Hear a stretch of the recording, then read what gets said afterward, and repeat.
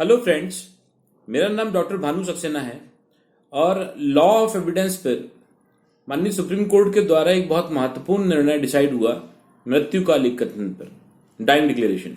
तो चलिए इस केस पे हम प्रकाश डालते हैं। केस का नाम है state of Maharashtra versus Nisar Ramzan Saeed. माननीय सुप्रीम कोर्ट के द्वारा एक केस 7 अप्रैल 2017 को डिसाइड किया।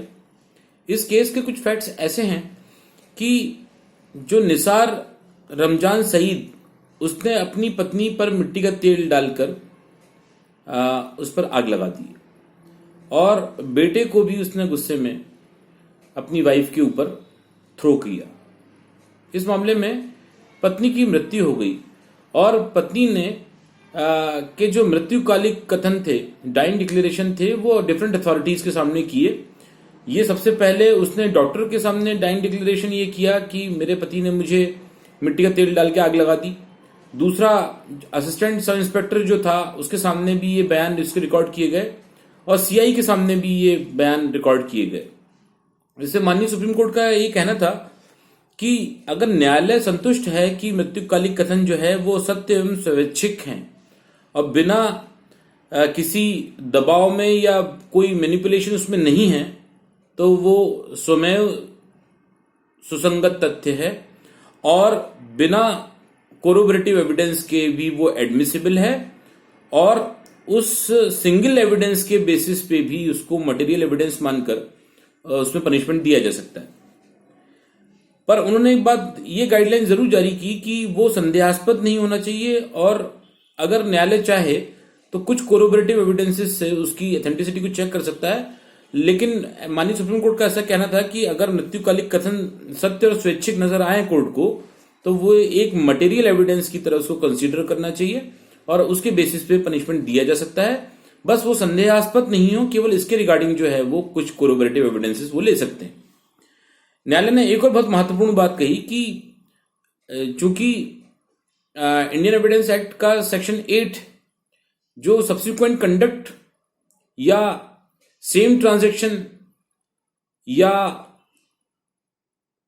धारा 7 जो कहती है ऑकेजन कॉज ऑफ इफेक्ट, तो इंडियन एविडेंस के एक्ट के धारा 6, 7 और 8 अगर इस प्रकार के डिफरेंट टाइम्स पे डाइंग डिक्लेरेशन अगर किया गया है, तो जो सबसे पहले डाइंग डिक्लेरेशन जिसके सामने किया गया है उसका जो इम्पैक्ट है वो ज्यादा पड़ेगा और उसी को न्यायालयों को प्राथमिकता दी जानी चाहिए, क्योंकि वो एक्सटेम्पोर होते हैं, वो सब्सिक्वेंट उसके इफेक्ट हैं और वो सब्सिक्वेंट कंडक्ट है उस व्यक्ति का।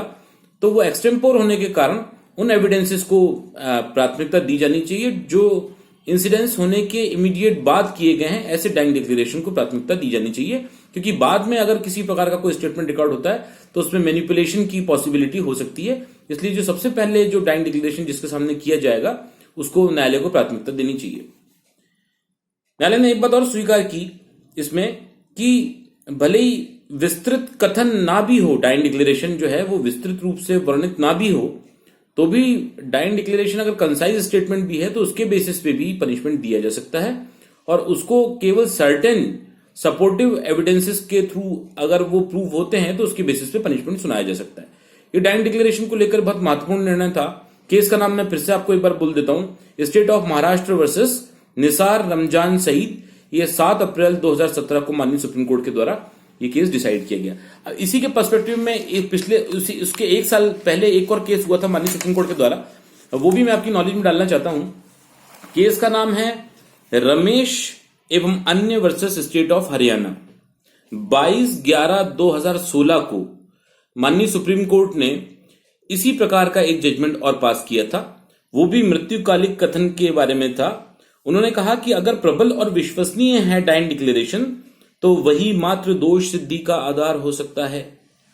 वो स्वयं साक्ष्य का स्वतंत्र अंश है। इसे संपुष्टि के बिना भी अगर न्यायालय एडमिट करता है तो स्वेच्छा या व्यक्तिगत जानकारी के आधार पर इस प्रकार का डाइंग डिक्लेरेशन एडमिसिबल है और इसी के बेसिस पे किसी भी व्यक्ति को पनिशमेंट दिया जा सकता है।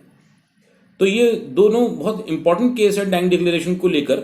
इस केस का नाम मैं आपको फिर से बता देता हूं, रमेश एवं अन्य वर्सेस स्टेट ऑफ हरियाणा 22/11/2016 को माननीय सुप्रीम कोर्ट ने इस मामले में भी ये बात कही कि मृत्युकालिक कथन जो है उसकी एविडेंशियल वैल्यू बहुत हाई होती है, और अगर वो एप्रोप्रिएट है, न्यायालय को ऐसा लगता है कि वो स्वतंत्र रूप से किए गए थे और वो घटना के घटित होने के इमीडिएट बाद किए गए थे, जो उस व्यक्ति का इनर एक्सटेम्पोर अगर उसने उस स्टेटमेंट को स्पॉन्टेनियसली अगर उस स्टेटमेंट को किया गया है, तो उसकी ऑथेंटिसिटी पे विश्वास करके जो अभियुक्त है उसको सजा दी जा सकती है। तो मैं उम्मीद करता हूं लॉ ऑफ एविडेंस के डाइन डिक्लेरेशन सेक्शन 32 के हिसाब से दोनों केस बहुत इंपॉर्टेंट होंगे, और ये जो केस हैं 2016-17 के केस हैं, इनको हम जो हैं वो न्याय दृष्टांतों के रूप में हमको पढ़ा जाना बहुत जरूरी है, और ये डिफरेंट एग्जामिनेशंस के हिसाब से भी और माननीय न्यायालय में डाइन डिक्लेरेशन को प्रूव करने के हिसाब से भी ये बहुत महत्वपूर्ण है, तो इसको याद रखिएगा। चलिए आज के लिए इतने ही रखते हैं, अगले वीडियो में हम फिर लॉ ऑफ एविडेंस के कुछ केसेस के साथ में मिलेंगे जो माननीय सुप्रीम कोर्ट के द्वारा डिसाइड किए गए हैं। आज के लिए इतना ही रखते हैं, नमस्कार।